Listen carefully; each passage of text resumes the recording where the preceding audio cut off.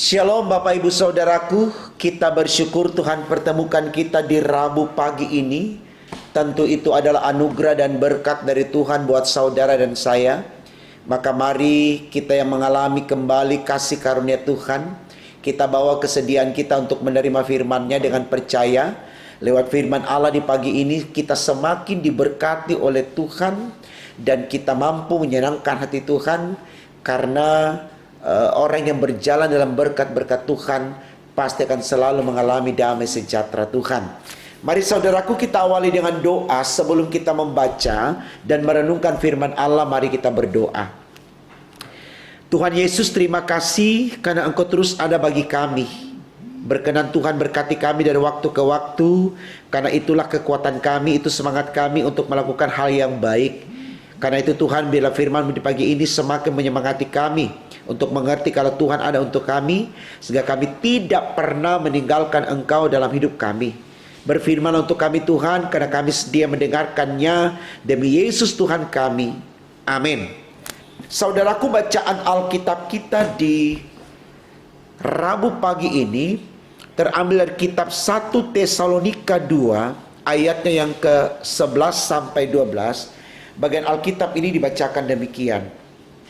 Kamu tahu betapa kami seperti bapa terhadap anak-anaknya, telah menasihati kamu dan menguatkan hatimu seorang demi seorang, dan meminta dengan sangat supaya kamu hidup sesuai dengan kehendak Allah yang memanggil kamu ke dalam kerajaan dan kemuliaan-Nya.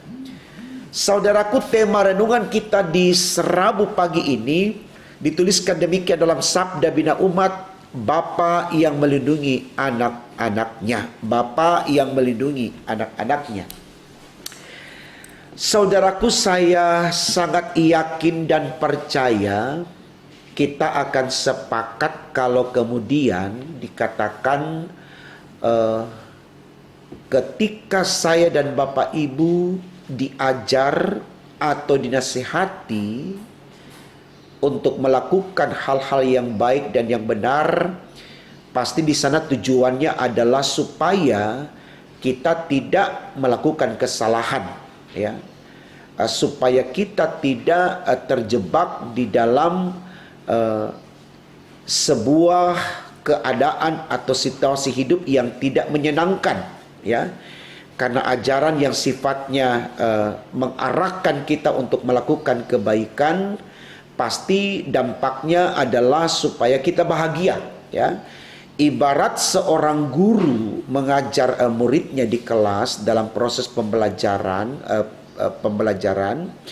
maka tentu di sana guru tersebut tujuannya adalah untuk mematangkan kekuatan intelektual anak-anak didiknya atau untuk menjadi pintar, ya. Jadi bukan supaya murid itu bodoh lalu tidak tahu apa-apa dan seterusnya, tidak, ya. Jadi sekali lagi Bapak Ibu Saudaraku, saya percaya kita sepakat kalau kemudian dikatakan dalam sebuah proses pembelajaran dan kita diarahkan kepada hal-hal yang baik, maka tujuannya itu selalu supaya dalam kehidupan ke depan kehidupan kita tentu menjadi lebih baik, ya. Saya pikir ini baik sekali saudaraku untuk kita renungkan, karena tidak sedikit orang yang menolak ajaran yang mengarahkan dia untuk melakukan perbuatan yang baik, ya. Misalkan dilarang supaya jangan mencuri karena mencuri itu tidak baik, tapi dia lakukan, ya.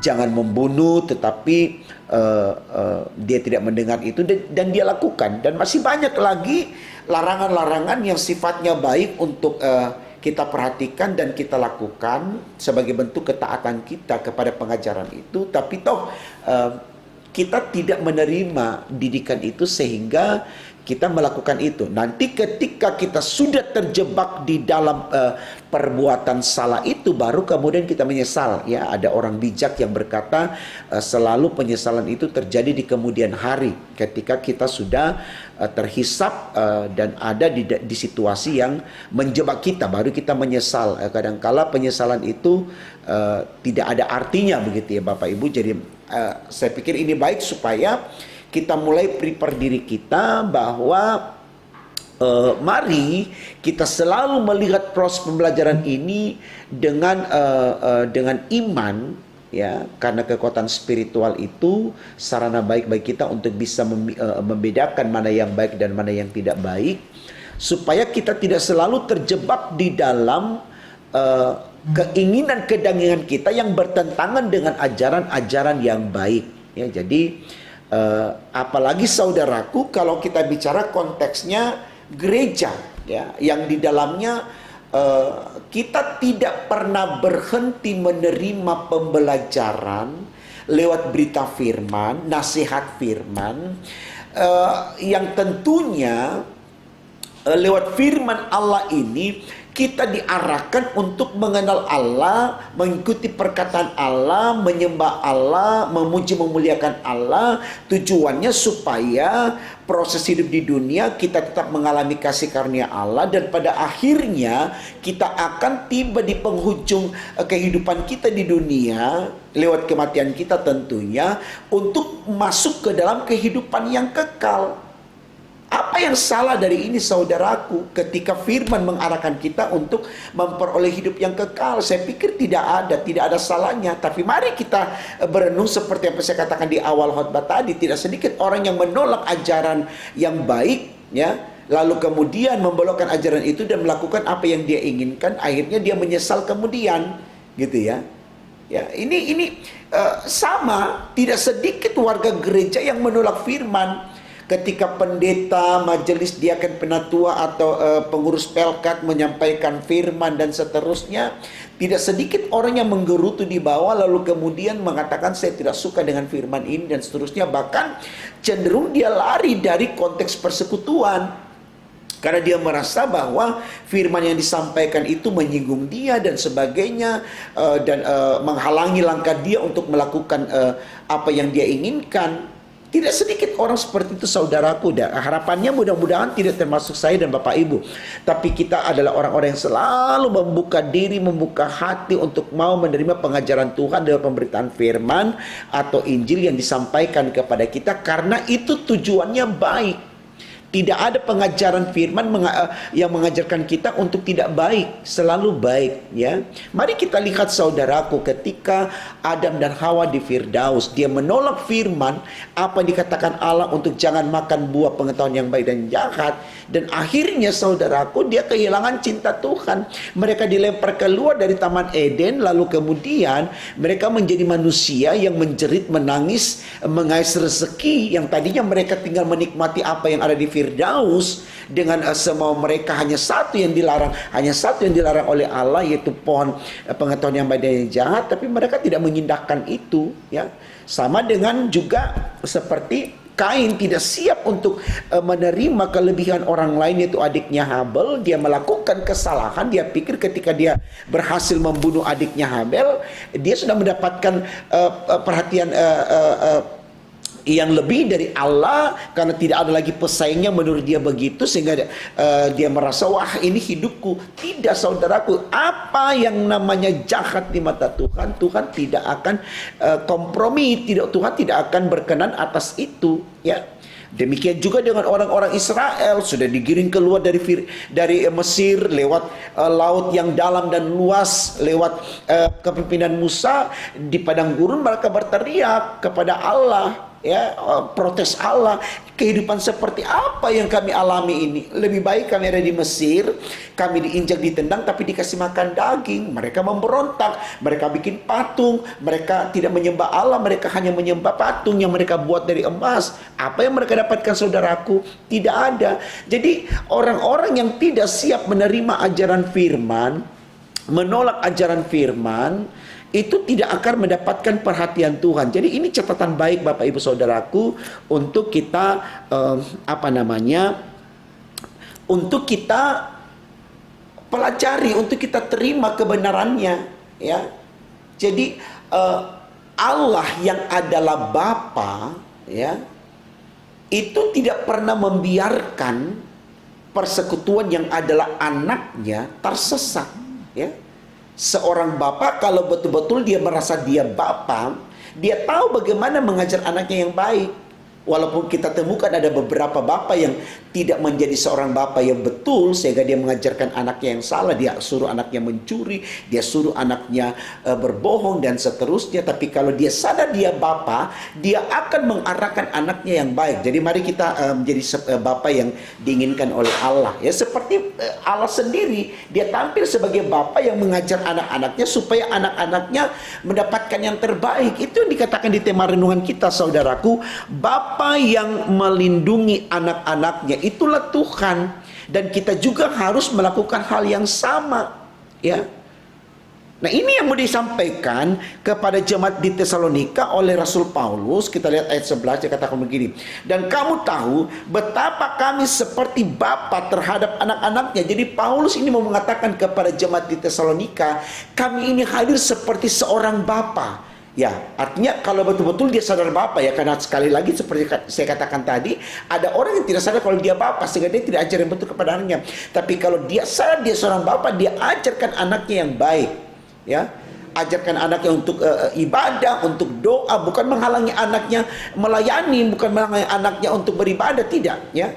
Jadi ini Paulus katakan, kamu tahu betapa kami seperti bapa terhadap anak-anaknya, telah menasihati kamu dan menguatkan hatimu seorang demi seorang, dan meminta dengan sangat supaya kamu hidup sesuai dengan kehendak Allah yang memanggil kamu ke dalam kerajaan dan kemuliaannya. Jadi saudaraku, firman ini selalu diajarkan kepada kita, ya, untuk menuju kepada kerajaan Allah, yaitu keselamatan yang kekal. Karena setiap orang kalau ditanya apakah ingin masuk surga, saya yakin tidak ada yang menjawab tidak mau, pasti mau, ya.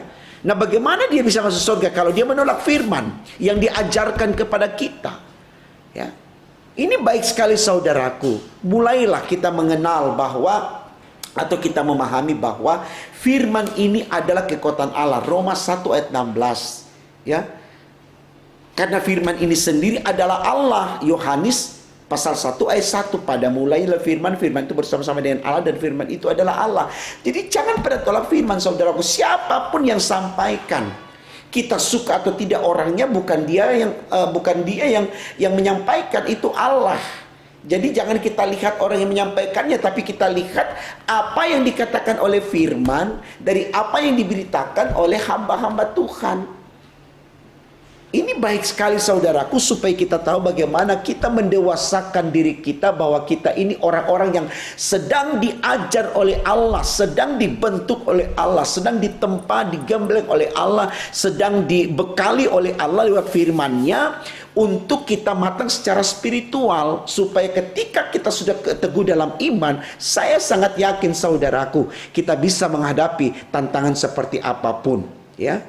Dan kita akan selalu mengucap syukur, ya. Itu yang diajarkan oleh Paulus dalam Filipi 4 ayat 4. Bersukacitalah senantiasa dalam Tuhan. Sekali lagi katakan bersukacita senantiasa. Kalau kita punya iman, selalu kita mengucap syukur, selalu kita bersukacita. Tidak ada sungut-sungut dalam hidup kita.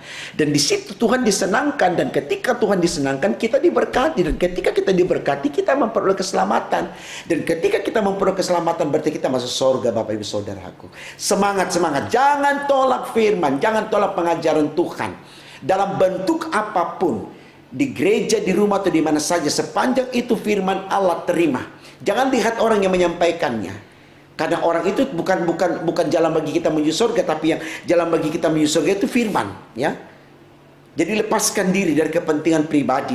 Lihat kepentingan Allah dan kepentingan kita. Allah mau kita mendengar firman-Nya dan kita mau dari firman-Nya kita diselamatkan. Itu saja, tidak usah lihat yang lain. Supaya kita termotivasi dan semangat bagaimana kita hidup setia kepada Allah dari waktu ke waktu demi untuk kemuliaan namanya.